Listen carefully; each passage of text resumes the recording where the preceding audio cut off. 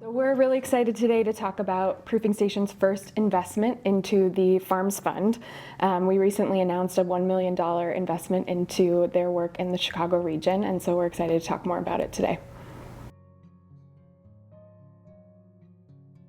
Emy, can you tell me about the dual mission of the Conservation Fund? So the Conservation Fund is a national nonprofit. We're headquartered in the DC area, but we have field offices around the country, and I head up the Illinois State Office here in Chicago. We were chartered in 1985 with a dual mission of both land and water conservation and sustainable economic development. So where those two things come together is really our sweet spot. We believe that conservation is most durable when it's woven into the economic fabric of communities. And for that reason, we do a lot of work with farms, ranches, and working forests, where we can deliver both land and water health and sustainable economies and jobs. Talk about why farmland access is a priority for the Conservation Fund and the Farms Fund at this moment. Sure. So actually, farmland access is the -- challenge facing next generation farmers. There's been great survey work done by National Young Farmers Coalition that showcases not only is it the biggest challenge facing young farmers, but it's also the #1 reason that young farmers exit the industry. And we need more young farmers. We have an aging farming population. The average age of a farmer in the U.S. is 58 years old now. In Illinois, there's only one farmer under age 35 for every 4 farmers over 60. So we really need to do everything we can to support our young farmers. So the Farms Fund is really a response to that really pressing national trend around the challenge of access to land. Yeah, 2 of Proofing Station's focus areas are long-term access to land and engaging excluded market players, and I think they really come together around this issue of who gets to farm, who gets to own land, and the trends that we're seeing nationally. So it's one of the reasons we were really excited to work with the Farms Fund. Yeah, this is a really challenging issue for a number of reasons. Land is expensive, especially in Illinois, where we have some of the best soil in the country, and so doing deep work around land access is actually very capital intensive, and that's one of the reasons that we built a model that allows us to tap into private impact investment capital to help us secure the resources to address the work in a meaningful way.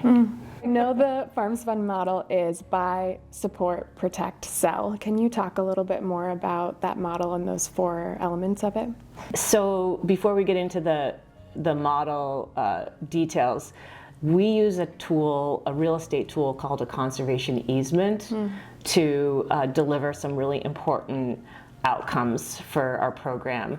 The easement is a mechanism that allows a landowner to voluntarily restrict the future uses of the land in order to keep it available for farming. When we talk about buy, support, protect, sell, the protect is a permanent conservation easement to keep the farmland available for farming. One of the biggest challenges facing young farmers, one of the pieces of this land access challenge, is that it's very capital intensive for a farmer to purchase land and then also try to build a business on that land at the same time. So we call our model a patient path to affordable land ownership, and we allow the purchasing of the land and the growing of the farm business to be separated. So we step out on behalf of a farmer and buy a piece of ground, and that farmer gets access to that farm immediately under a flexible lease with an option to purchase the lease at the end, option to purchase the land at the end of a 3 to 5 year period. So they're able to get on the land, build the business, invest in things like soil health and the infrastructure that's needed to produce food, knowing that they ultimately will become owners of that and be able to capture the benefits of all of those investments. So we have farmers who are farming land that if they had had to purchase it, that would have tapped out all of their available resources, and they wouldn't have any money left for seed or for a tractor, for fuel.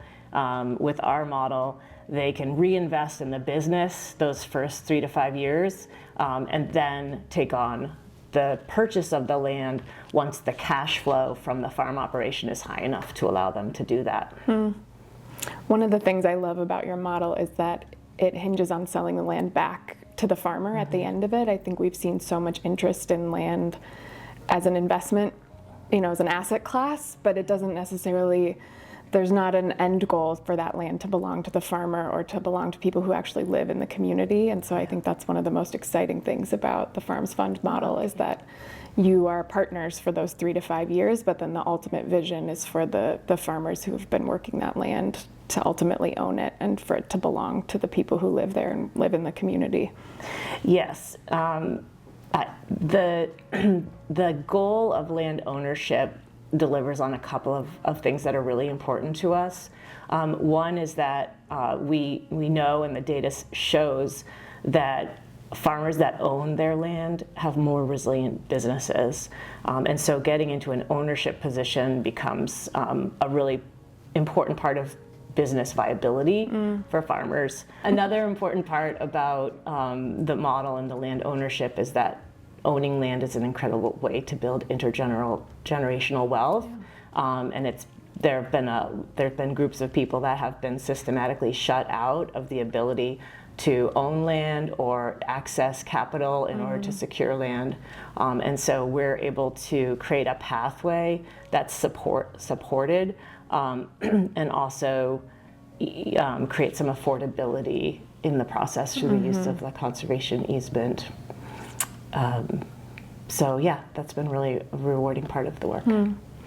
You mentioned the patient path, but can you talk more about what that means? Yes. So by providing a 3 to 5 year period of leasing the land before owning it, and providing sort of wraparound business support for the farm tenant while they're in that lease position, we really are able to shift the dynamics for the trajectory of success. For example, to get a loan from a farm services agency, the USDA agency that provides low-cost loans to beginning farmers, you need to have 3 years of record keeping, 3 years of filing tax returns. And so that 3 to 5 year lease period allows the farmer the time to develop the track record and the documentation and the record keeping that helps them be ready to work with a commercial lender or a USDA lender for farm ownership. So that's just one example of how that patient pathway works.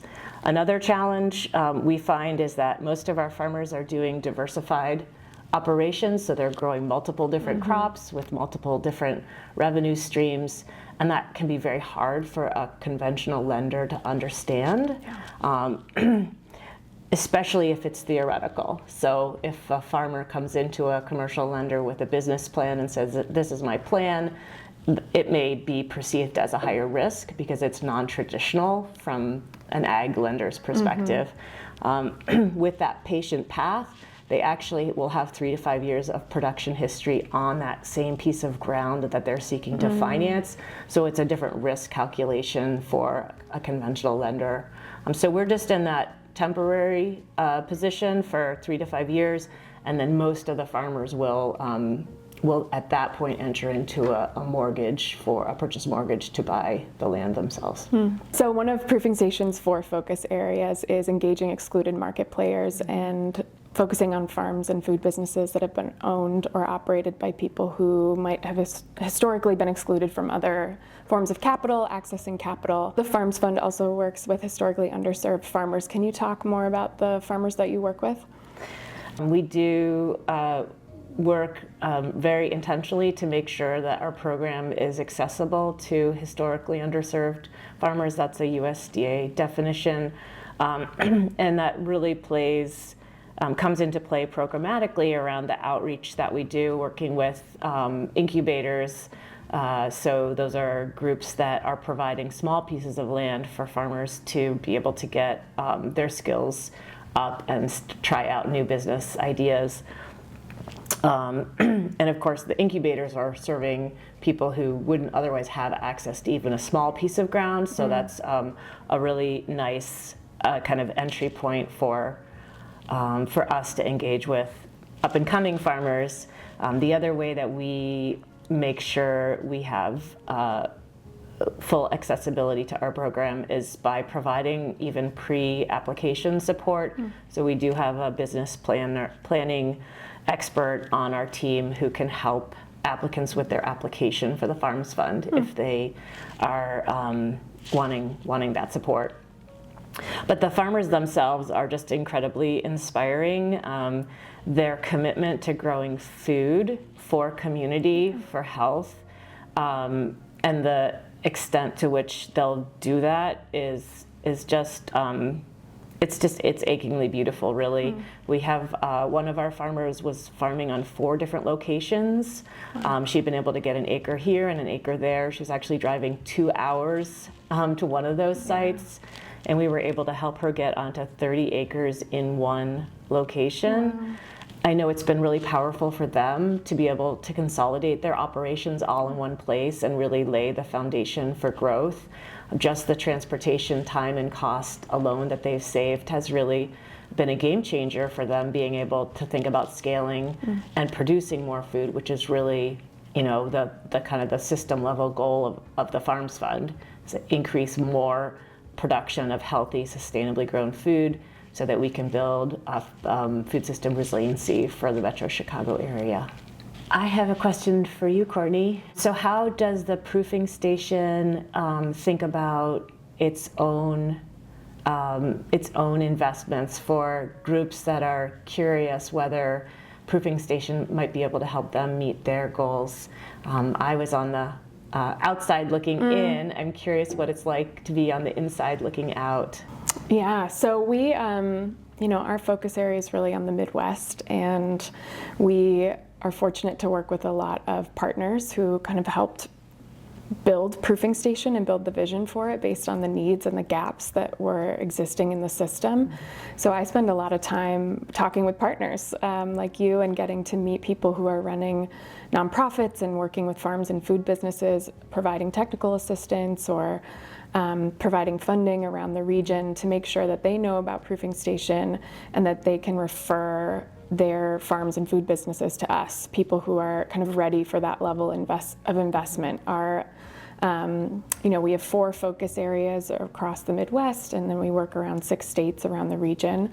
Our investment size is somewhere between $100,000 and $1 million, which we know is kind of a key financing gap for people who've kind of gotten that early stage funding, maybe some seed grants or SBA loans, but then they're ready to go to that next level, and there's been kind of a gap at that level of funding. So those are some of the criteria we use to evaluate applications that are coming into us. We've got an open intake form on our website, so anyone can apply for funding, and then we really try to make the whole process accessible and collaborative along the way.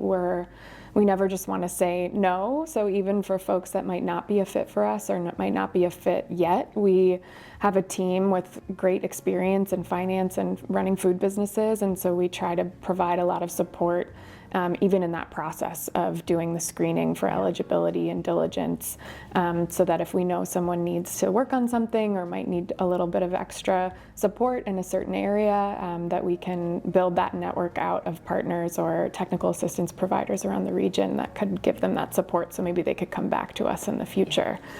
So we're really, the life of the fund is 10 years, and we're really thinking about how we can build capacity through that whole pipeline of folks that we do fund, but also folks that maybe don't fit for our criteria for whatever reason. We still want them to succeed, and they still fit into our vision for a thriving Midwest food system. So that's part of our role too, is kind of understanding where we fit in the pipeline.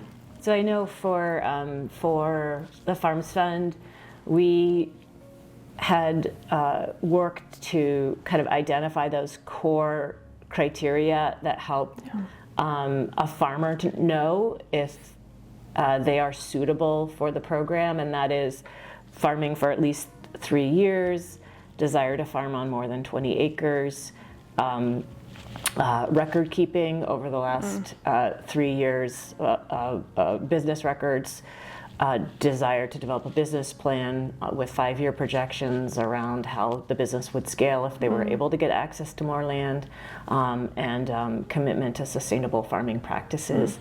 I'm wondering if you have at least a preliminary kind of set of criteria of what you're looking for, or what makes somebody a good fit for proofing station at this time. I mean, acknowledging that if they're not a good fit now, you still want to talk to them and work towards that. Yeah, we do have screening criteria, screening matrix. So we have kind of a whole process of how we evaluate if someone's a good fit along the way. You know, someone would submit an intake form to us, and we would sort of determine first, are they eligible for funding, which really just comes down to geography and investment size. Do they fit kind of the core structure of the way the fund works? We expect most businesses would, pass that eligibility test, and from there we go a little bit deeper. So then we ask for kind of the next set of data that has to do with maybe their financials, their business plan, and then we really kind of get intimate and start having calls and really going into do a site visit, understand their business more deeply. Because we have 4 focus areas, we expect to work with a lot of different types of food businesses. So it could be farms, but it could also be, regional infrastructure is one of our focus areas. So that might look like a mill or a processing facility or a manufacturing facility. And so the interesting part and the tricky part is the criteria that we use for one business might look a little bit different than for another. So we're kind of threading that needle between, how do we make sure that all the businesses that we work with fit our overall vision for impact, but also intentionally leave a little bit of flexibility so that we can evaluate each business differently and based on their model, which is food businesses are notorious for kind of each model being different depending on what kind of business it is. So we try to apply, the criteria broadly, but also leave room for different types of businesses, knowing that those are often the ones that have traditionally struggled to get financing or funding in the past as well. And it's a constantly shifting landscape too. I know when we started the Farms Fund, USDA did not have an urban ag office in Chicago, and now they do. And so that has, we've kind of incorporated that new dynamic into how we think about running the program and supporting the farmers. So it's not like the model is ever, you ever figure it out and then you're done. Right. Right. I think the intentional flexibility is helpful. And as you know, an urban farm is going to look really different even than the more rural farm. And so for us, our geography is the whole Midwest, and that could look really different in cities like Minneapolis or Milwaukee or Detroit versus some of the more rural areas that we're working into. So, I know the Farms Fund started in Atlanta. Can you talk about how the model spread to Chicago and why it's important for it to be in this region? So it's a great question. There's a number of criteria that we look at to figure out where Farms Fund is going to be most impactful, but really it's a model that can work anywhere, and we are designing it as a national program. The second geography was Chicago for a couple of really key reasons. One is that we have incredible soil here, and it's soil that's some of the most resilient and productive soil that we have in the country. We also have plentiful water and a good climate for growing. So despite all these natural assets, the Chicago area only grows about 4% of all the food that we consume. So we have an enormous opportunity to be producing more food here, using those natural assets and reduce reliance on imports. That has climate resiliency. It also has economic potential because we're exporting those food dollars. So that's really one of the core reasons. The other is that there's a really vibrant investments in Chicago in food system. Both Cook County and the city of Chicago have adopted the good food purchasing policy. Yeah. So they're seeking to use their purchasing dollars, their food purchasing dollars, to create demand for more local food production. So that's really exciting. And we also have incredible innovations like Proofing Station that are looking to help capitalize some of these big changes. And then we have a lot of groups that are working to build farmer capacity, farmer training, bring more young entrepreneurial producers into the system. So all of those things made Chicago really ripe for the Farms Fund model to come in and kind of help secure that land base that's going to then be the factory floor for all of this new production. Yeah. And so I'm curious for you, how did Proofing Station decide to launch in the Midwest? Yeah, well, as you mentioned, I think the Midwest is just special when it comes to food and agriculture. An abundance of natural resources. We are known as, America's breadbasket in the heartland. And so I think just the potential for agriculture here is tremendous. But we've also seen that there's a lot of challenges in the Midwest now. I think it's dominated by corn and soy. We're importing 90% of our food, as you mentioned, and so I think just the need to diversify not only what we're growing, but who's growing it, so that the face of the Midwestern farmer looks more like who the Farms Fund works with. Yeah. And then I think just opportunities for creative financing.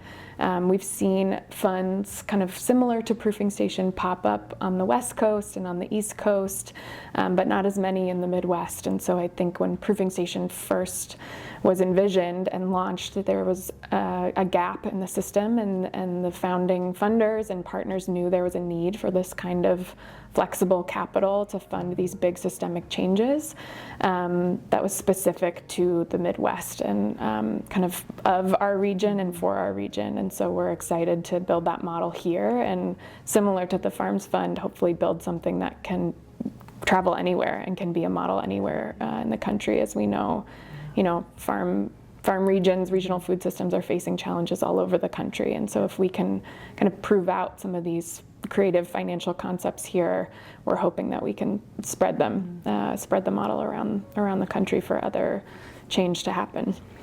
You said earlier that you think the Midwest is starting to get some attention in terms of its importance from agriculture. Can you say a little bit more about that? Yeah, it's been, as we've grown and launched and started to have more conversations with partners and potential funders and investors around the country, I think we're seeing, I feel like the Midwest has been a bit of an underdog in a lot of ways, including in agriculture, and especially around sustainable agriculture. And I think there's sometimes misperceptions around what a Midwestern farmer looks like, and that it's all corn and soy and, the aging 58-year-old farmer. And of course it's that, but there's also so much innovation and creativity and sustainability happening here too. And I think it's catching the eye and the interest of investors who maybe haven't traditionally worked in this region. And so we're starting to see a lot more attention and interest, and I think funding also flowing into this region, which is really exciting. Cortney, can you tell me a little bit about Proofing Station's geographic focus? So Proofing Station works in the Midwest. Our geographic focus area is the upper Midwest, kind of around the Great Lakes. So we work in Minnesota, Iowa, Wisconsin, Michigan, Indiana, and Illinois. We were founded in Chicago, but we're really focused on the entire region, knowing that regional food systems sort of transcend borders and are really natural ecosystems. And so we're looking at that entire region and really trying to build out our partnerships and also source more applications for investments from all around the Midwest region. I think that's really exciting because as we've developed the Farms Fund in Chicago, learning from what's happening in Minneapolis and Madison and Detroit has been informative. And so to think about you covering all of those geographies and getting to understand what's working, what's not, and helping to cross-pollinate, I think is really exciting. So it's appreciate hearing about your geography. Yeah. Emy, thanks so much for this conversation. It was really wonderful to learn more about your work and the Farms Fund. If someone wanted to learn more about your work and how to get involved, how can they do that? Thank you, Courtney. So the easiest way to get a hold of us is through our website. That's conservationfund.org or workingfarmsfund.org. Always welcome emails and phone calls to chat about our program and the work that we're doing. Courtney, how about if somebody's interested in learning more about Proofing Station?